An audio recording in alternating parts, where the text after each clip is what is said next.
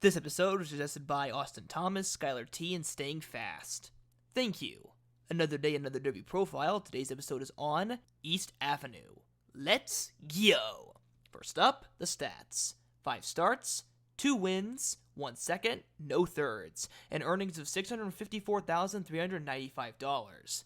For major races, it's a pretty huge gap. He was first in the Breeders Futurity and second in the Bluegrass Stakes at Keeneland, but between those two stellar performances, he was 9th in the Breeders' Cup Juvenile and 10th in the Risen Star. You don't get a wider, more polarizing picture than that.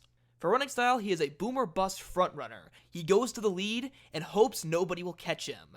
If he breaks badly, like he did in the Breeders' Cup Juvenile where he fell on his face, the race is over right there. If another horse is even faster than him, such as Magnitude in the Risen Star, it's all over for him and he gives up.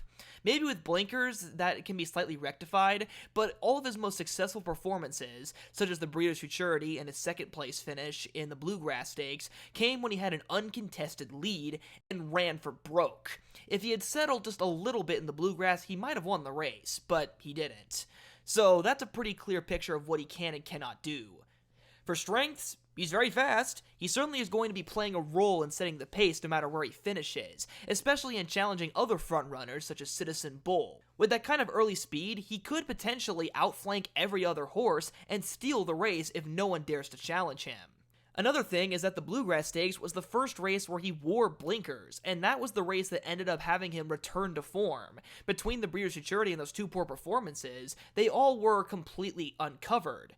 When they decided to try on the Bluegrass Stakes, try the same thing, but put on the blinkers, and that seemed to work pretty effectively. Maybe blinkers was all he needed from the beginning. But either way, it's a nice new snazzy piece of equipment which could possibly negate some of his inconsistencies. But now for his huge weakness. He's extremely one-dimensional. If he doesn't get the lead by himself, he usually capitulates, and very badly. He completely whittles away, finishing 9th and 10th when he lost badly. Even when he had things all to himself, he still can be beaten.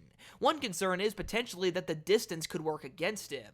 The Bluegrass Stakes, he started to shorten in stride late and got ran down by Burnham Square. Is an extra furlong going to actually play to his advantage, or is it going to make him easier to pass when the most important moment in the race occurs? That final quarter mile, where the horse's true strength is tested as they run further than they've ever gone before. Overall, I would say that East Avenue is a very inconsistent horse. Either he runs amazing or he does nothing. If you want a horse who could potentially steal the lead, this is your angle to possibly go with if you don't want to go with a Baffert horse, but other than that, he's not winning this race any other way. For that, I give him a C+ grade. Hope you guys enjoyed this episode. Only one more to go, and that's the also eligible Baeza. Other than that, I've technically covered the main field, unless scratches occur. See you guys next time!